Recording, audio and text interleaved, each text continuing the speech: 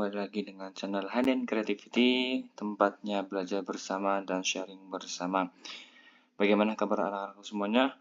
Alhamdulillah sehat ya. Oke, hari ini kita akan melanjutkan pembahasan kisi-kisi untuk PAI ya, khususnya di Kecamatan Purbalingga. Bagi anak-anak yang baru datang, jangan lupa untuk subscribe, share, and komen di video-video ini. Dan untuk teman-temanku, anak-anakku yang belum mendapatkan pembahasan nomor 1 sampai nomor 20, silakan lihat di playlist sebelumnya. Oke, langsung aja untuk nomor 21, kita mulai dari nomor tersebut. Yang pertama di sini disajikan beberapa pernyataan tentang perilaku sehari-hari. Nanti peserta didik dapat memilih pernyataan yang sesuai dengan Al-Quran Surat Al-A'la. Seperti yang sudah kalian tahu semuanya, Al-A'la itu ada beberapa perintah. Perintahnya itu tidak jauh dari makna dan terjemah dari surat Al-A'la itu sendiri. Surat Al-A'la itu tidak lain yaitu yang pertama kita bertasbih kepada Allah, mengingat kepada Allah. Kemudian yang kedua itu kita ada perintah untuk berdakwah, dan yang ketiga yaitu menjelaskan tentang kesempurnaan Allah. Nah, di sini untuk nomor 21 kemungkinan soal yang keluar yaitu karena ini perilaku sehari-hari berarti di antara tiga makna yang tadi Pak Guru sebutkan itu dalam perilaku sehari-harinya seperti apa. Contoh, ketika kita bertasbih, kita mengetahui bahwa kita adalah makhluk ciptaan Allah dan kita harus berzikir kepada Allah, maka kita harus berbuat baik, contohnya seperti itu. Atau yang berdakwah, kita mengingatkan kepada teman-teman kita yang tidak sholat, atau yang belum melaksanakan sholat, atau yang mau makan, tapi teman-teman kalian itu lupa untuk baca doa, itu perintah untuk berdakwah, termasuk seperti itu. Kemudian yang lain juga sholat. Nah, di sini karena centangnya ada di sini itu berarti nanti jawabannya itu kalian milih lebih dari satu. Ya, tadi di sini di atas sudah ada nih. Di atas karena ini pilihan ganda kompleks, berarti nanti kalian pilih lebih dari satu. Yang nomor 22 sekarang. Nah, ini ya. Disajikan beberapa implementasi Al-A'la, peserta didik dapat menentukan implementasi yang sesuai dengan kebiasaan membaca Al-Quran dalam kehidupan sehari-hari dengan benar. Nah, implementasinya berarti dari tiga yang tadi Pak Hanan sebutkan, ada berdakwah, ada bertasbih, ada menyempurnakan keesaan Allah di situ. Dari sini berarti dalam kehidupan sehari-hari, misalnya berdakwah itu contohnya ada di khotbah misalnya, ketika Jumatan di masjid, kemudian kultum misalnya, terus mendengarkan ceramah, pengajian itu berdakwah di situ. Atau yang bertasbih berarti bisa sholat, setelah sholat berzikir, nah itu bertasbih. Mendapatkan musibah, mendapatkan kebahagiaan, kita berzikir mengingat Allah apapun yang sedang terjadi. Itu peristiwa di kehidupan sehari-hari ya, surat Al-A'la itu. Oke, ini pun sama, karena centangnya di sini berarti ini pilihan ganda kompleks dan nanti lebih dari satu jawaban. Nah, nomor 23 ini pun sama, nanti kalian milih 2 atau lebih dari 1 ya. Nanti kalian coba tentukan sesuaikan dengan soalnya. Dan di sini disajikan tabel macam-macam dari kodo dan kodar beserta pengertiannya. Di sini kalian harus tahu bahwa kodo dan kodar itu adalah segala ketentuan yang Allah berikan kepada kita, kepada manusia. Di sini kalian harus mengingat bahwa kodo itu adalah sebuah ketentuan Allah yang sudah ada dari zaman azali dan sudah tertulis di Lauhul Mahfuz di situ. Kemudian kodar itu ketentuan Allah ketika kita manusia sudah ada diciptakan di situ. Nah, dari dua istilah kodo dan kodar dalam bahasa kita mengenal yaitu istilah takdir. Di sini takdir itu ada dua macam juga, takdir mu'allaq dan takdir mubram. Untuk pengertiannya jangan sampai kebalik ya. Kalau takdir mubram berarti takdir itu yang tidak bisa diubah. Kalau mu'alaq itu takdir yang bisa diubah dengan adanya usaha yang kalian lakukan. Contoh takdir mubram yaitu kelahiran, kematian, rezeki, jodoh. Itu kalian tidak bisa tahu, tidak bisa menentukan kapan kalian itu lahir, kapan kalian akan meninggal, kapan rezeki kalian akan turun dan sebagainya, kita tidak akan tahu. Karena kalau kita tahu kapan kita mati misalnya, itu akan menjadikan kita lebih takut di situ. Itu takdir mubram. Kalau pakanan gampangannya mubram itu belakangnya M, berarti mutlak M itu ya. Huruf M itu tidak bisa diubah-ubah di situ, mutlak. Kemudian tadi takdir mubram, yang selanjutnya takdir mu'alaq. Takdir mu'alaq itu nanti kalian harus tahu bahwa takdir mu'alaq ini takdir yang bisa diubah dengan adanya usaha. Contoh kalian itu ditakdirkan dan punya keinginan menjadi seorang dokter. Di sini kalau kalian belajarnya hanya sekedar berangkat sekolah, pulang sekolah, beli jajan, mengerjakan tugas contek dan sebagainya, apakah iya akan jadi dokter? Belum tentu.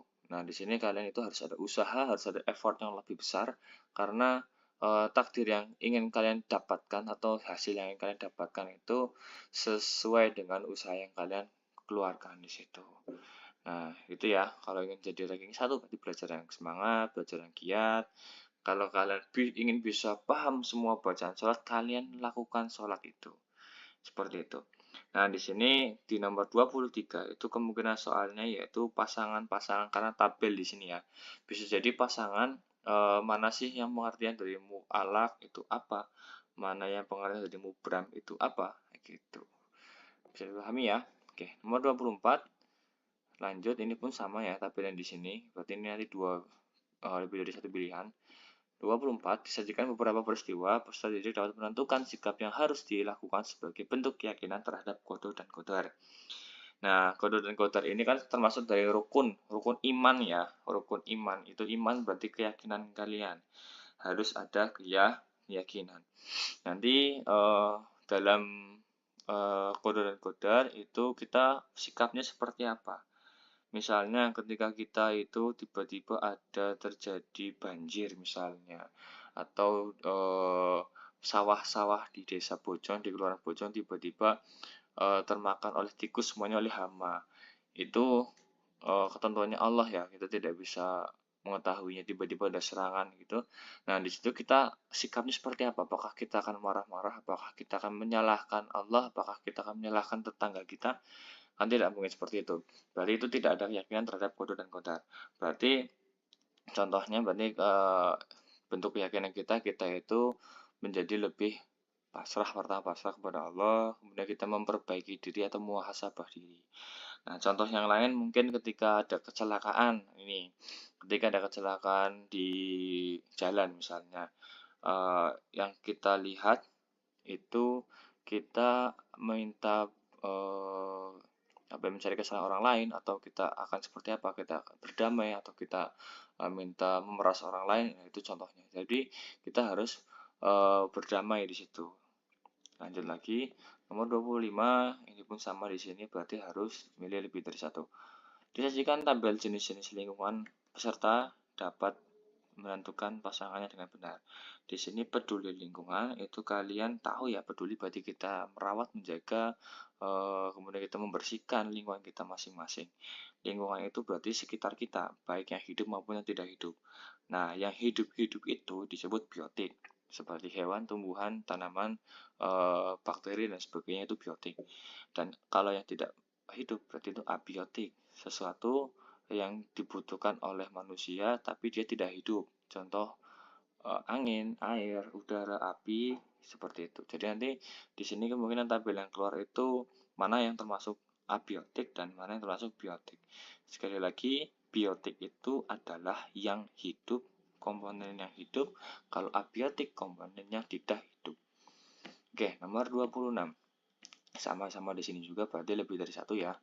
Disajikan teks bacaan tentang peduli lingkungan di sekolah, peserta didik dapat menyebutkan sikap peduli yang sesuai.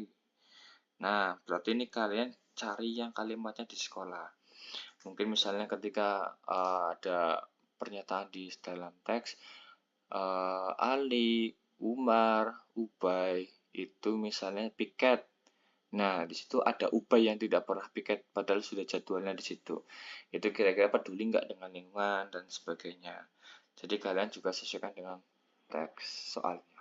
27 sama juga di sini, berarti ini lebih dari satu.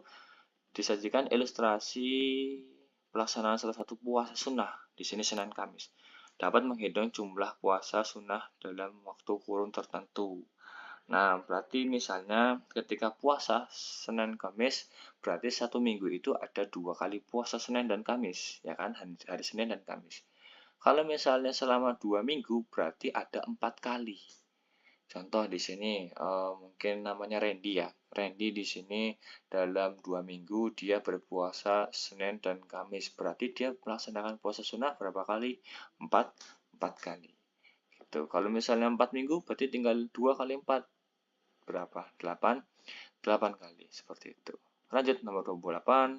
Di sini juga berarti 2 atau satu atau lebih ya. Lebih dari satu jawaban. Lanjut disajikan jenis tabel dan waktu pelaksanaan puasa sunnah. Peserta didik dapat menentukan pasangan yang sesuai. Di sini yang namanya puasa sunnah juga tidak hanya satu ya. Ada Senin Kamis, itu dilaksanakan di hari Senin dan Kamis. Puasa Arafah, itu di bulan Arafah. Puasa Muharram, itu di tanggal 10 Muharram. Ada puasa yang namanya Syawal ya. Puasa Syawal, itu setelah Idul Fitri. Nah, lanjut lagi. Di sini kalian tentukan nanti untuk jenis puasanya. Kalau Senin Kamis berarti waktunya hari Senin dan Kamis. Begitu. Kalau puasa Syawal berarti 6 hari setelah Idul Fitri di situ. Kalau Asyura ya itu berarti bulan mu di bulan Muharram di situ. Jadi baca lagi ya bukunya jangan lupa. 29 ini sama contohnya di sini berarti lebih dari satu jawaban. Indikatornya disajikan tabel julukan khalifah beserta artinya. Peserta didik dapat menentukan pasangannya dengan benar. Di nomor 29 yang kalian ketahui ya, sahabat Nabi ada 4, Abu Bakar, Umar, Utsman, dan Ali. Tapi di semester ini kalian hanya 2, yaitu Utsman bin Affan dan Ali bin Abi Thalib. Utsman bin Affan yang sudah kalian ketahui yang ketiga ya. Di sini kemungkinan ada istilah-istilah yang mana sih khalifah yang suka dikenal kedermawannya, keramahannya gitu kan. Kemudian kalau sahabat Ali bin Abi Thalib itu yang perwira, sangat cerdas di situ, sangat cekatan. Nah, kalau Utsman itu yang keramahannya. Nah, di sini tuh ada julukan-julukannya ya, julukan-julukan untuk Utsman dan Ali. Kalian bisa lihat nanti julukannya apa, apakah Al-Amin, apakah Abu Ailah, apakah Asadullah atau As-Siddiq atau Jujur. Silahkan dibuka lagi. Nomor 30 itu sama centang di sini berarti lebih dari satu jawaban. Disajikan beberapa teks pernyataan perilaku sehari-hari, peserta didik dapat memilih pernyataan yang sesuai dengan sikap teguh pendirian dengan benar. Nah, teguh pendirian berarti kalian tidak terombang-ambing, tidak ikut-ikutan agama lain. Misalnya, kalian puasa, agama lain kok tidak berpuasa, kalian ikut tidak berpuasa, berarti kalian itu tidak teguh pendirian. Nah, intinya di sini teguh pendirian berarti kalian punya dasar iman, dasar keyakinan Islam dan iman, contoh berpuasa, contoh lagi sholat. Ada anak-anak teman-teman kalian tidak sholat, tapi kalian itu tetap sholat. Nah, dalam kelas 6 misalnya ada 5 anak yang tidak sholat, padahal dia itu harusnya sholat. Nah, kita yang anak-anak soleh itu kita ngajak mereka, dan mereka tuh misal susah nih untuk sholat. Nah, di situ mereka berarti belum kembali kepada pendirian yang baik. Tapi ketika kita misalnya mau sholat, kemudian diajak anak-anak lain untuk bermain misalnya di luar sekolah, kita tetap sholat dulu, berarti itu namanya teguh pendirian. Nanti coba dicek kembali bukunya untuk dibaca-baca lagi. Oke, itu dulu yang Pak Guru bisa sampaikan dari nomor 21 sampai nomor 30. Silakan dipelajari karena waktu sudah tinggal sebentar lagi kalian akan menghadapi asas. Setelah asas kalian nanti ada asaj ya, dan kalian setelah itu akan siap-siap ke SMP. Semoga apa yang Pak Hanan sampaikan bisa membantu kalian semuanya. Jangan lupa tetap belajar karena kesuksesan itu tidak datang dengan sendirinya, tapi kita ambil, kita jalani dengan sepenuh usaha dan hati kita, dan tentu dengan kejujuran juga. Oke, terima kasih. Jangan lupa tetap belajar dan beribadah serta berbakti kepada orang tua. Mungkin itu yang bisa Pak Hana sampaikan. Kurang lebihnya mohon maaf. Wallahul muwaffiq ila aqwamit thoriq. Wassalamualaikum warahmatullahi wabarakatuh.